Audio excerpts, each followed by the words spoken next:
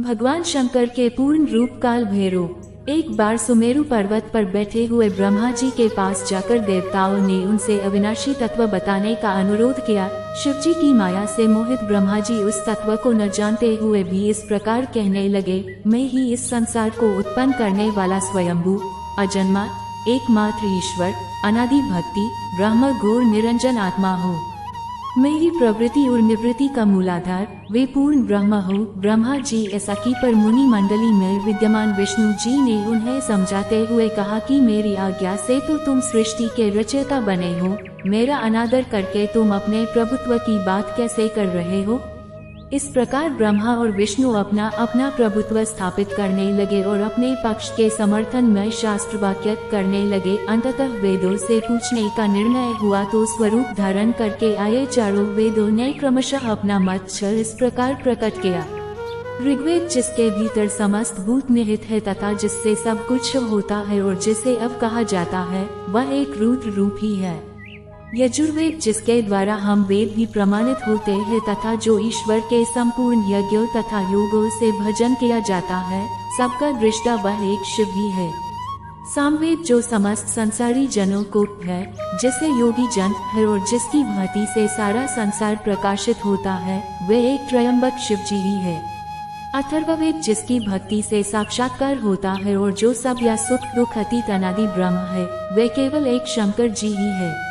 विष्णु ने वेदों के इस कथन को प्रताप बताते हुए नित्य शिवा से रमन करने वाले दिगंबर वे धूली धूसरित प्रेमनाथ अवधारी सर्वअव वे वाही निसंग शिवजी को पर ब्रह्म मानने से इनकार कर दिया। ब्रह्मा विष्णु विवाद को सुनकर ओंकार ने शिवजी की ज्योति नित्य और सनातन पर ब्रह्म बताया, परंतु फिर भी शिव माया से मोहित ब्रह्मा विष्णु की बुद्धि नहीं बदली।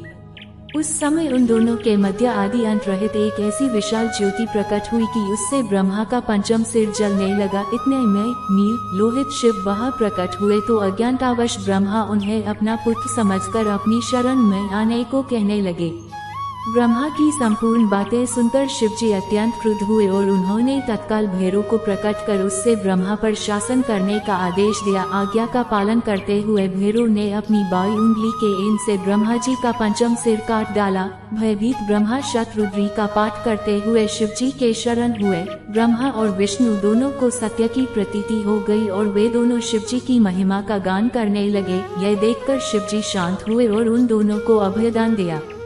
इसके उपरांत शिवजी ने उसके भीषण होने के कारण भैरव और काल को भी भयभीत करने वाला होने के कारण काल भैरव तथा भक्तों के पापों को तत्काल नष्ट करने वाला होने के कारण पाप भक्षक नाम देकर उसे का अधिपति बना दिया। फिर कहा कि भैरव तुम इन ब्रह्मा विष्णु को मानते हुए ब्रह्मा के कपाल को धारण करके इसी के आश्रय से भिक्षावृत्ति करते हुए वाराणसी में चले जाओ। वहाँ उस नगरी के प्रभाव से तुम ब्रह्म हत्या के पाप से मुक्त हो जाओगे। शिवजी की आज्ञा से भैरव जी हाथ में कपाल लेकर जो ही काशी की ओर चले, ब्रह्म हत्या उनके पीछे पीछे हो चली। विष्णु जी ने उनकी स्तुति करते हुए उनसे अपने को उनकी माया से मोहित न होने का वरदान मांगा। विष्णु जी ने ब्रह्म हत्या के भैरव जी के पीछा करने की माया पूछना चाहिए तो ब्रह्म हत्या ने बताया कि वह तो अपने आप को पवित्र और मुक्त होने के लिए भैरव का अनुसरण कर रही है।